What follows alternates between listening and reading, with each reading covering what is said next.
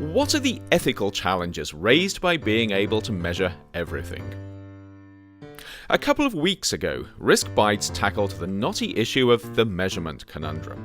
This occurs when new technologies allow us to measure incredibly small quantities of chemicals in the stuff we eat, drink, breathe, and slather on our bodies. The trouble is, once you know something, you can't just unknow it. The result is an action challenge. What do you do when the available knowledge on something changes? But there's also an associated ethical challenge. What is considered right and appropriate when new information emerges? Imagine, for instance, that a hypothetical substance, call it GreenSave, allows soft drinks bottles to be produced that use less plastic and are cheaper to make than the alternatives. The result is higher profits and a smaller environmental footprint, a win-win situation. But what about the health risks of GreenSave? Imagine early testing shows no presence of GreenSave in the drinks stored in the bottles. But a new measurement technology comes along that indicates minute quantities of GreenSave in the drinks.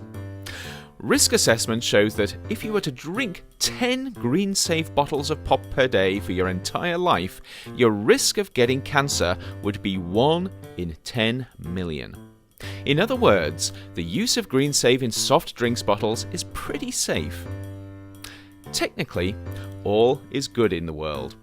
Ethically, though, the new measurement technology has just made the world a more complex place.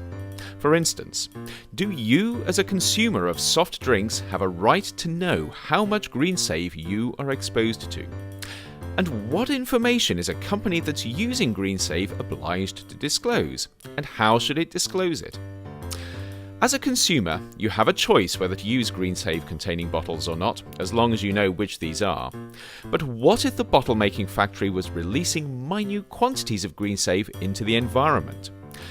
Imagine that the new measurement technology now reveals that there is GreenSave in your tap water. Previously, there was no indication that it was there. And risk management shows that if you were to drink this same water for your whole life, you would have a 1 in 10 million chance of developing cancer. The risk is negligible, but does this justify the exposure being imposed on you? Is someone obliged to tell you what you are being exposed to? And who decides what is acceptable and appropriate when it comes to contaminating a resource that you depend on? These are ethical questions. They arise from what society considers to be acceptable rules of behaviour. And they come about because something can now be measured that could not be measured before. In this respect, being able to measure incredibly small quantities of substances is a two-edged sword.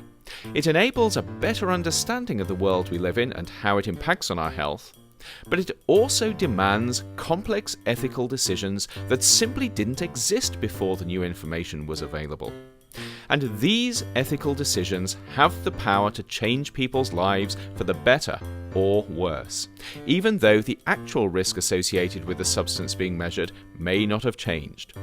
And that is a whole ethical challenge in itself. Don't forget to subscribe to RiskBytes for more insights into the science of risk, and stay safe.